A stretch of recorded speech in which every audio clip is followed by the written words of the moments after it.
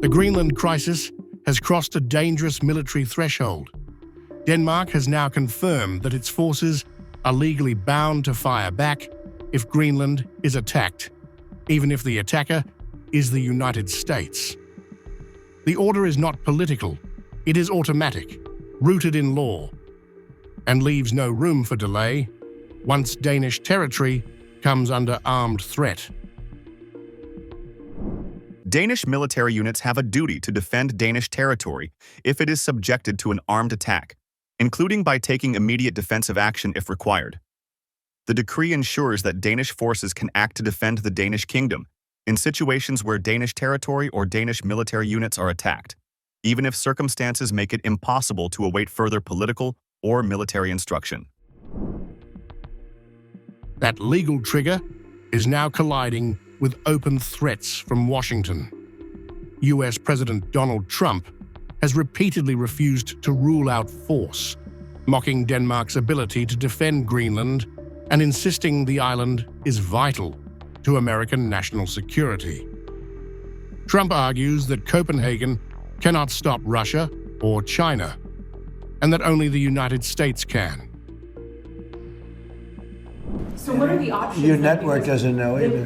The Danish foreign minister said that there's still fundamental differences after the meeting with Rubio and with the vice president. Are you willing to leave the NATO alliance in order to get what you want with Greenland? What are the options right now? Well, I wouldn't be telling you what I'm willing to do, certainly. I'm not going to give up options, but it's very important. Greenland's very important for the national security, including of Denmark.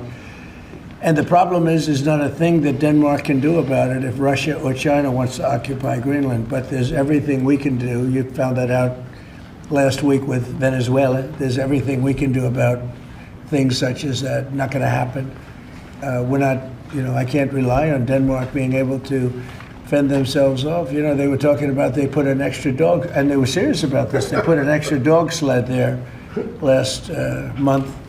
They added a second dog sled. That's not going to do the trick. After emergency talks in Washington with Vice President J.D. Vance and Secretary of State Marco Rubio, Denmark and Greenland went public with their position. The meeting was described as frank, respectful, and unresolved.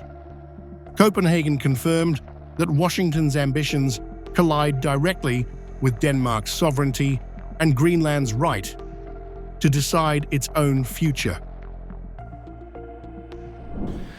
Ideas that would not respect territorial integrity of the Kingdom of Denmark and the right of self-determination of the Greenlandic people are, of course, totally unacceptable.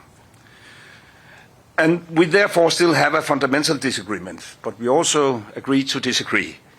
And therefore we will, however, continue to talk.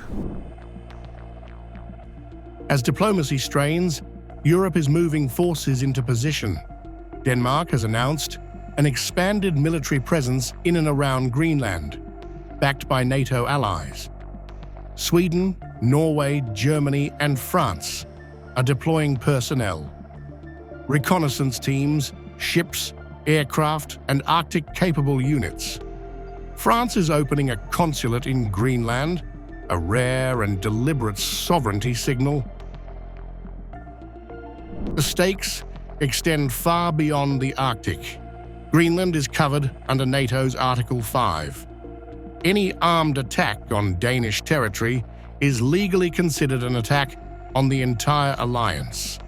A US military move would place NATO in an unprecedented crisis, forcing allies to confront the possibility of conflict triggered from within the alliance itself.